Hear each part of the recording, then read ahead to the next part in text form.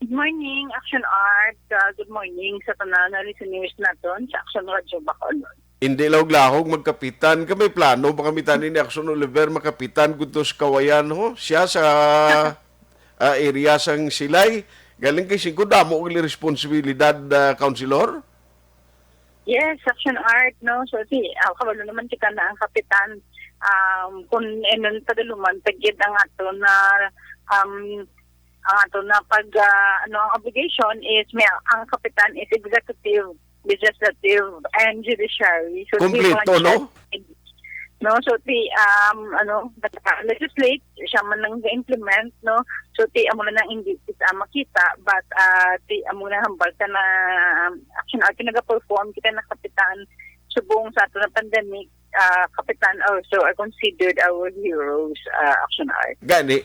Ma'am, what was the latest? No, after nga nag-meeting ka mo upod sa Comelec officers ng Bacolod, what are important things nga gin-discuss niyo? Especially nga daw, ayon ka mo magbulig, monitoring sa mga violators, sa mga sa tiyon sang kampanya ni, kapin pagid ang mga posters, kagiban pagid nanugid ang significant nga ginhatag sa inyo naman sa Comelec nga papel?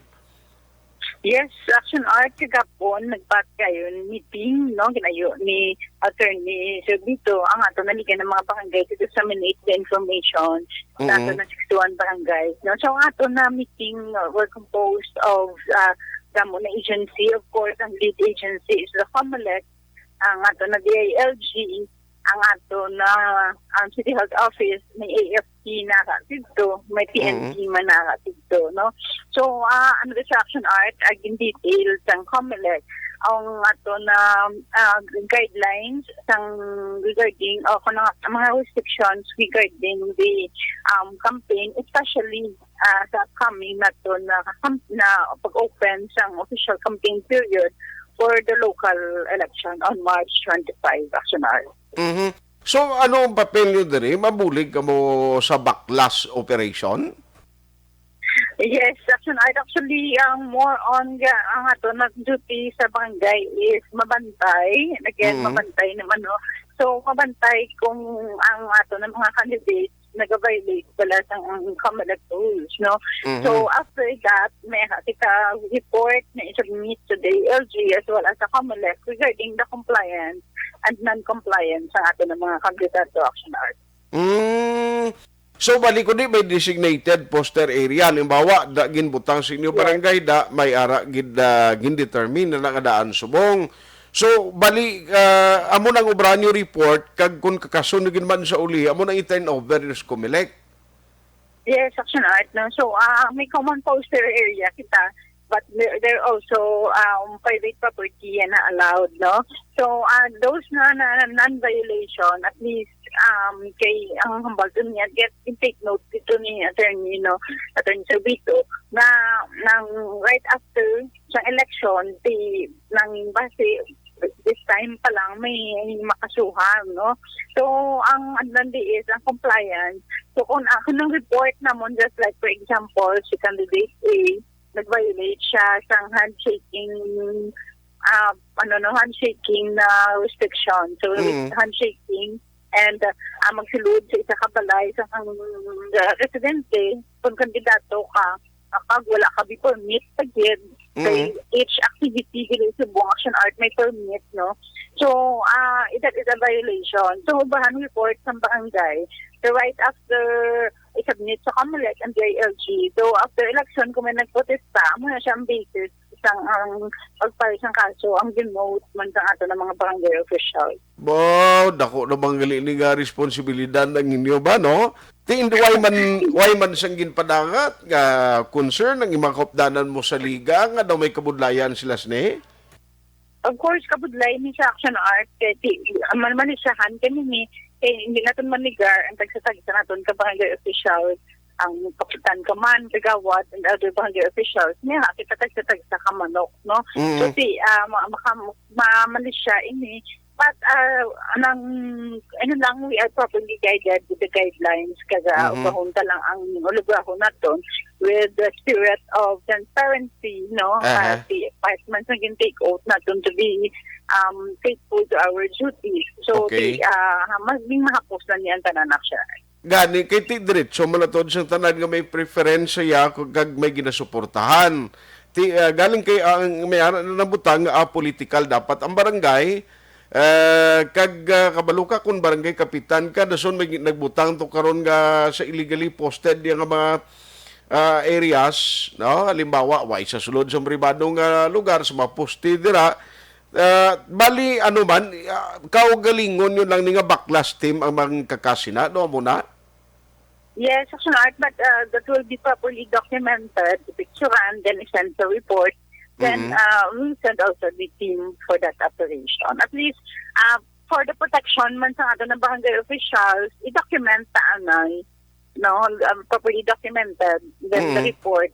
So para ma-escalate, makatake action kita. But ang importante, di ang report naton para hindi ka mabalikan. Correct, no? Galing ka balo ka, masiling ng iban karon siling yan, ano ni sikap nga ang kontra lang niya ginapagkakasang niya, manok do ay ginakakasaw? Ano ginasa, that is the real situation, kaga, posible ginamatabo. But of course, ang malisya dire, hindi na natin malikawan, national. Gani, galing ko lang tinguha lang guro kita, trabaho lang sa gusto, ang politika niya normally amo na ginman na sa gusto tagi sa hindi kaysa ka pressure man kamo mga kapitan bangon sa politika nimo. Yes, correct. Actually, buha ka sa insakto kung kaisa, but mali siya kag misinterpretation sa politika. Ano man kita, nagka-embarrass lang kay nagbuha ka sa insakto, but nagkamali siya lahat. But that's part of the job of Aksyon Art, no? So, padayon, gyapon sa pag-ubra. Duro man marites sa lugar mo ako? Damo, may Marisol. Tagya to ng politikano?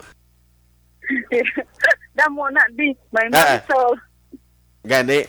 Anyway, sa sinang aspeto, latonta, no? Saan mag-umpisa, by the way, ng inyo, kung sa campaign period pa man, no? Yes, campaign period on March 25, actually. Yes, kadang reports to isubmit na ton with the DALG and the Comelec. Okay.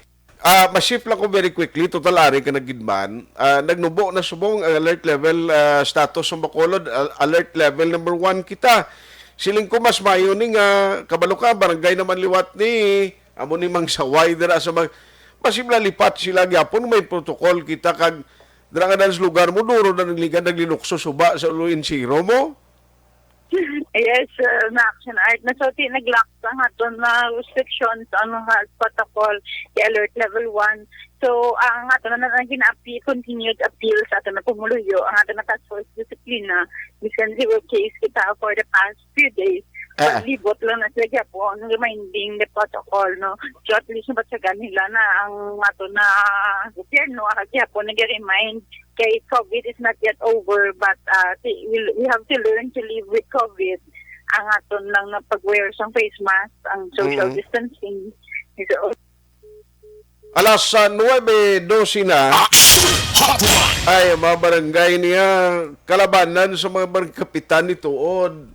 Kundiin ka na affiliate kinanglan sa totoo lang ka paninguha man sila. Kung gulo pwede lang ano nga mangin balance kag fair sila tigaling amo na yamo ang realidad sang politika. Ma'am, you were saying kay na sunod sa protocol ano to? Hello, Aksyon Art? Yes, you were saying kay na? Yes. Sorry, nautod, no? So, kaya ang pag-follow na itong health protocol, kag of course, ang pinaka-importante sa kanan, to be vaccinated, no? So, ang vaccine na ito na available everywhere, sa malls, sa barangays, no? All you need to do is to go there. So, okay. That is one way of living the new normal or living with COVID, Aksyon Art. No? So, kabay pa na ato na pinalangga na pumuluyo Bacolod noon, will do their share para sa pag-upod natin sa new normal life with COVID.